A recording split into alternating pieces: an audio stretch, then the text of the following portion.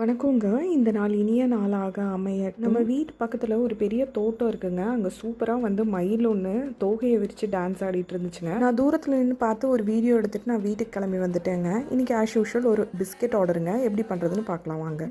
Butter 100 gram, நாட்டு சக்கரை 70 கிராமுங்க. ஒரு பிஞ்ச் சால்ட் போட்டு நல்லா கலந்துக்கோங்க விஸ்க் வச்சு.